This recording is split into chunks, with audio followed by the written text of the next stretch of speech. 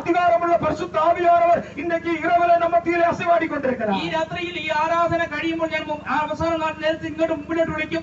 കാണാത്തവർ അശുദ്ധി ആത്മാവ് ഇളകുന്നത് കണ്ടിട്ടില്ലാത്തവർ ഇങ്ങോട്ട് മുമ്പിൽ വന്നാൽ അത് കാണാൻ പറ്റും. ഇവിടെ ഇളകുന്നത് കാണാം. அருமையான தேவ பிள்ளைகளே, நான் கடைசியிலே நான் உங்களை ஜெபிக்கும்படி முன்னாடி கூப்பிடும் போது நீங்கள் வாருங்கள். அதனுடைய பிசாசு பிடித்தவர்கள் அதனுடைய அலறுகிறதை அல்லது இளகுகிறதை இதுவரையில் பார்த்திராதவர்கள் இந்த இரவிலே பார்க்க போகிறீர்கள். കാണാൻ ആഗ്രഹമുണ്ടോ? காண ஆசைப்படுறீங்களா? പരിശുദ്ധർമ്മ ഇറങ്ങിയ പിശാച് ഇറങ്ങിയ പേടിയാ. പരിശുദ്ധാവി വന്നാർന്നാ പരവായില്ല, പിശാസ് വന്നതെന്നാ ഭയം.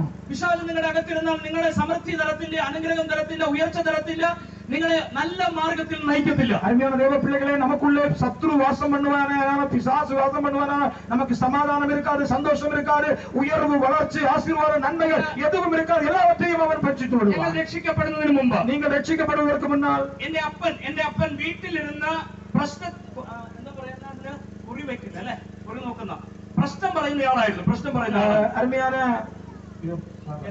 அருமையான பாஸ்டர் ஐயா அவர்களுடைய தகப்பனார் രക്ഷിക്കപ്പെടുவதற்கு முன்னே குறி சொல்லுகிற அந்த வேலையை செய்து கொண்டிருக்கிறார். തമിഴ്നാട്ടിൽ നിന്ന് പോലും ഒത്തിരി ആൾക്കാർ ഞങ്ങളുടെ വീട്ടിൽ വന്ന കുടുംബത്തിന്റെ പ്രശ്നങ്ങൾക്ക് സൊല്യൂഷൻ തേടിക്കൊണ്ടേയിരുന്നു. தமிழ்நாட்டிலிருந்து கூட அநேகர் அங்கு வந்து அவருடைய வீட்டிலே உள்ள வாழ்க்கையில் இருக்கிற பிரச்சனைகளுக்கு தீர்வுக்காக அங்கு குறி கேட்கும்படி வருவார்கள்.